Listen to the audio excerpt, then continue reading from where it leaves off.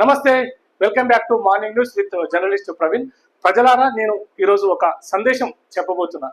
ఈ మధ్యకాలంలో వాట్సాప్ గ్రూప్లలో ఈ వాట్సాప్ వచ్చిన కాంచి యువత ఆ యొక్క కాన్స్టిట్యున్సీ ఎమ్మెల్యేలకు వాళ్ళు ఉన్న అటువంటి పార్టీలకు అనుకూలంగా జై కాంగ్రెస్, జై టిఆర్ఎస్, జై బిఆర్ఎస్, జై బీజేపీ అంటూ వాళ్ళ నాయకులకు, ఆ ఎమ్మెల్యేలకు, అక్కడ ఉన్నటువంటి కాంగ్రెస్ ఇక్కడున్న గవర్నమెంట్ కు వాళ్ళు ఈ సమయం అంతా వేస్ట్ చేయడం జరుగుతుంది. అయితే ఈ యువతకు ఒక సందేశం నేను చెప్తున్నా. ఏంది అనంటే, అయితే వాళ్లకు జై కొట్టే బదులు మనమే జై కొట్టించుకుంటే పోతుంది కదా. అది ఎట్లా అంటే, బడుగు బలహీన వర్గాల కోసము ఒక బీసీ సంఘం నాయకుడు జాదుల సీనన్న గారు అటువంటి వాళ్ళందరూ ఎంతో మంది మహనీయులు మన బీసీల రాజాది కోసం కొట్లాడుతున్నారు. వాళ్ళ గురించి గ్రూపులలో చర్చ చేయాలి కదా. ఇప్పుడు విశారదన్ మహారాజు గారు బడుగు బలహీన వర్గాలకు రాజ్యాధికారం రావాలని విశారదన్ మహారాజు గారు కొట్లాడుతున్నారు. వాళ్ళ గురించి గ్రూపులలో చర్చ జరగాలి కదా. ఇప్పుడు ఆర్ కృష్ణన్న బీసీ సంఘం కోసం ఎన్నో ప్రసంగాలు చేస్తుంటారు. బీసీ సంఘం గురించి ఎన్నో దిక్కులో మాట్లాడతారు. వాళ్ళ గురించి ప్రసంగం నడవాలి కదా. గ్రూపులలో ఈ చర్చ అనేటువంటిది జరగాలి కదా. ఇప్పుడు తీన్మార్ మల్లన్ ఉన్నాడు, బీసీ గలం ఎత్తుకున్నాడు. వీళ్ళ గురించి చర్చ జరిగే అటువంటి అవసరం ఉంది కదా. ఇప్పుడు ఆ ఎమ్మెల్యే మిమ్మల్ని పట్టించుకుంటాడా? ఇప్పుడు మీరు జైలు కొట్టే ఎమ్మెల్యే మిమ్మల్ని పట్టించుకోడు. మీకు ఏదైనా పరిస్థితి ప్రభావం ఏమన్నా ఇబ్బంది అయితే మీ దగ్గరికి కూడా రాడు. కానీ మీరు గ్రూపులలో మాత్రం రోజు లొల్లి పెట్టుకుంటారు. ఇక ఆయన పొద్దుగాల ఉద్యమం స్టార్ట్ అయితే నైట్ 12 గంటల దాకా నడుస్తూనే ఉంటుంది అది. అయితే గ్రూపులలో ఈ సమస్యలు జరుగుతున్నాయి. మన అణగారిన వర్గాలకు, బీసీ సమాజానికి, ఎస్సీ ఎస్టీ సమాజానికి న్యాయం చేకూరాలంటే మన యువత అనేది ఒక్కటి కావాలి. ఒక్కటయ్యి మనకు మనమే ఓటేసుకొని మనమే ఎమ్మెల్యేలుగా అవతరించాలి. ప్రజలారా, ఇదే సామాజిక న్యాయం అంటే. ఒక అగ్రవర్ణానికి, ఒక ఎమ్మెల్యేకు, గుత్తేదారి పత్యాలకు జై కొట్టడం వల్ల మనకు ఒరిగేది ఏం లేదు. ఇదే నా సందేశము. వార్తలోకి వెళ్తున్నాం. మనం ఇప్పుడు వార్తలోకి వెళ్తే, ఎన్నెల్లో వేచిన విజయం ఫలించిన ఆర్సీబీ కళ, తొలి ఐపీఎల్ టైటిల్ సొంతం అంటూ వార్త ఉన్నది. ప్రజలను నిజంగా నిన్న ఆర్సీబీ గెలుస్తుందో గెలవదో అని అందరూ కళ్ళకు ఒత్తులేసుకొని నిన్న మ్యాచ్ అయితే చూడడం జరిగింది. అయితే ఎన్ని అంచనాలు, ఎన్ని ఆశలు, ఎన్ని అవకాశాలు, ఎన్ని పరాభవాలు, ఎంత నిరాశ, ఎన్ని నిట్టూర్పులు అన్నిటినీ దాటుకొని ఎట్టకేలకు సాధించింది రాయల్ ఛాలెంజర్స్ బెంగళూరు. ఐపీఎల్ ఆరంభం నుంచి లీగులో ఉంటూ ఒకే జట్టుకు ఆడుతున్న ఏకైక ఆటగాడు విరాట్ కోహ్లీ చేతిలో కప్పును చూడాలనుకున్న అభిమానుల కళ ఇన్నేళ్లకు నెరవేరింది. కోట్ల మంది కళ్ళప్పగించిన వేళ కష్టమవుతున్న మ్యాచ్ను ఆ జట్టు సాధించుకున్న తీరు అద్భుతం. అభిమానుల ఆశలకు రూపమిస్తూ ఐపీఎల్లో బెంగళూరు కొత్త ఛాంపియన్ గా అవతరించింది. అయితే గెలుపుతో గెలవదో అనుకుని చాలా మంది అభిమానులు అయితే నిన్న మ్యాచ్ ని చూడడం జరిగింది. ఎట్టకేలకు బెంగళూరు 18 ఏళ్లకు వాళ్ళ నిరీక్షణ ఫలించి నిన్న ఐపీఎల్ మొదటి లీగ్ మ్యాచ్ గా వాళ్ళు ఛాంపియన్ గా అవతరించిన ఆ దృశ్యం నిన్న మన అందరం నైట్ చూసినాము. అయితే బెంగళూరు రాయల్ ఛాలెంజర్స్ వార్త ఉన్నది. కోహ్లీ నిన్న భావోద్వేగానికి గురై, అయితే ఒకటే జట్టుకు ఆడినటువంటి సందర్భం. విరాట్ కోహ్లీ నిన్న మ్యాచ్ అయితే వాళ్ళు సొంతం చేసుకోవడం జరిగింది, ఐపీఎల్ మ్యాచ్. ఓకే,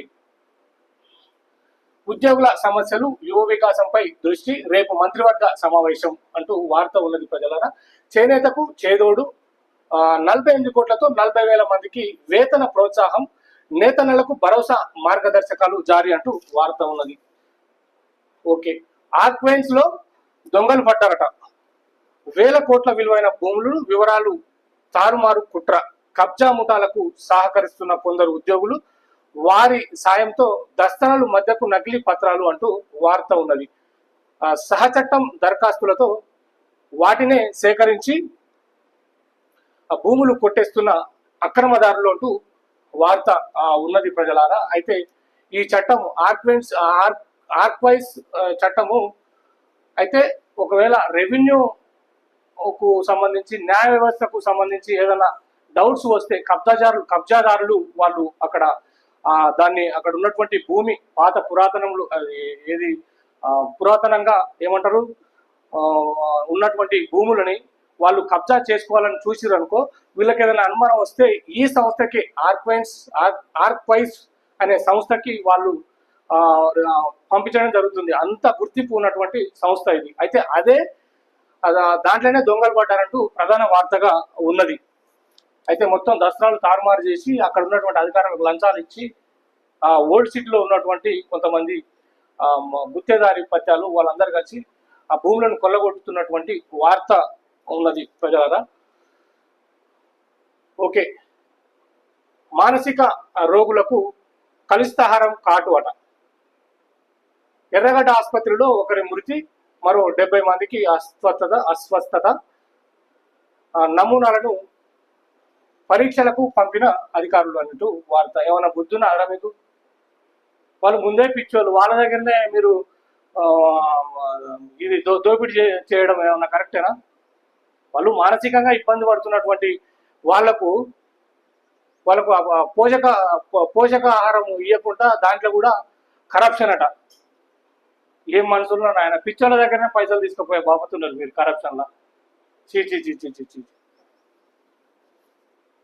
అయితే ఎర్రగడ్డ ఆసుపత్రిలో ఒకరు మృతి చెందిరట ప్రజలారా. 70 మందికి అస్వస్థత. పాపం వాళ్ళు మానసికంగా ఇబ్బంది పడి అక్కడ ఎర్రగడ్డలో అక్కడ ఉన్నటువంటి ఆసుపత్రిలో చేరితే వాళ్ళకు నాణ్యత లేని కలుషితాహారాన్ని పెట్టిరట. అది తిని 70 మంది అస్వస్థతకు గురైపోయారట. ఒక మనిషి చనిపోయినట్టు వార్త ఉన్నది. చీ, ఏమన్నా బుద్ధి ఉన్నదా మీకు? ప్రాధాన్య పనులపై బట్టి చైర్మన్ గా మంత్రివర్గ ఉపసంఘం అంటూ వార్త ఉన్నది. నివేదికకు 1 నెల రోజుల గడువు. రాష్ట్రంలో కొత్త నిర్మాణ పనులకు ప్రతిపాదనలను పరిశీలించి ఏవి అవసరమో నిర్ణయించిన దానికి పాత పనుల్లో ప్రాధాన్యంగా చేపట్టాల్సిన వాటిని సిఫార్సు చేయడానికి ప్రభుత్వం మంత్రివర్గ ఉపసంఘాన్ని నియమించింది. ఆర్థిక శాఖను చూస్తున్న ఉప ముఖ్యమంత్రి బట్టి విక్రమార్క చైర్మన్ గా ఉండే ఈ కమిటీలో నీటిపారుదల, పంచాయతీరాజ్, రోడ్లు భవనాలు, పరిశ్రమల శాఖల మంత్రులు ఉత్తమ్ కుమార్ రెడ్డి, సీతక్క, కోమటిరెడ్డి వెంకటరెడ్డి, శ్రీధర్ బాబు సభ్యులుగా ఉన్నారు. 3 అంశాలపై అధ్యయనం చేసి నెల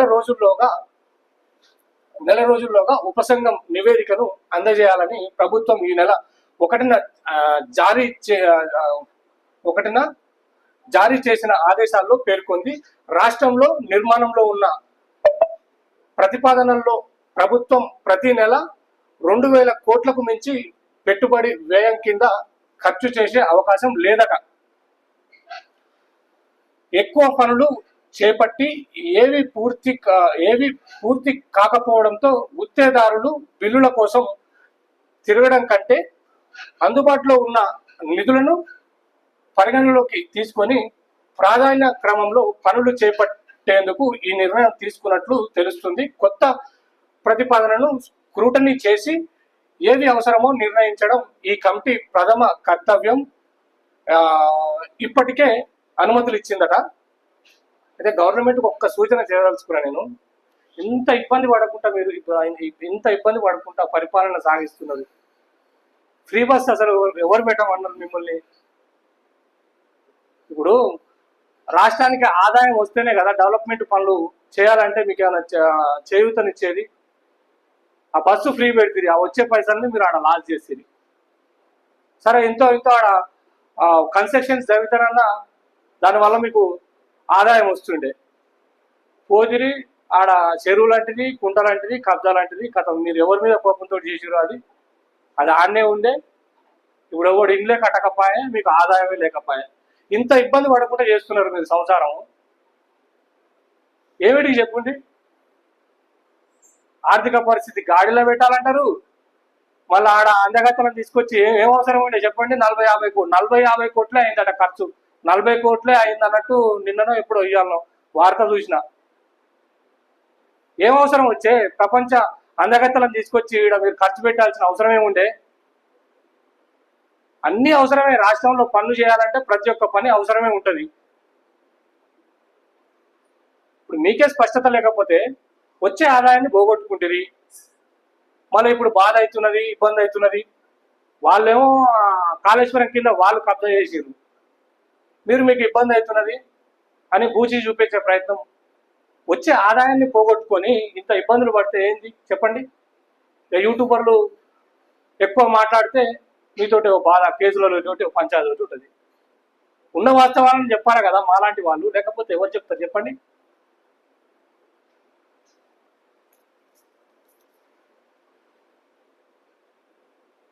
పుస్తకాలు లేని చదువులట, ఇప్పటికీ పూర్తవని ఇంటర్ పాఠ్య పుస్తకాల ముద్రణ అంటూ వార్త ఉన్నది. పుస్తకాలు లేవట ఇంటర్ విద్యార్థులకు ఇంతవరకు ప్రింటే కాలేదట. నెలన్నర రోజుల ఉత్త చేతులతోటే కళాశాలలకు వెళ్లాల్సిన స్థితి. తెలుగు అకాడమీలో పాలన అస్తవ్యస్తం అంటూ వార్త ఉన్నది. చూడు రీడ పుస్తకాలే కాలేదట, ఇంకా వాళ్ళు తినబోయొత్తురట. నీట్ యూజీ ప్రాథమికకి విడుదల అంటూ వార్త ఉన్నది. నీట్ యూజీ ప్రాథమికకి విడుదల అంటూ ప్రధాన వార్త ఉన్నది. ప్రజలారా,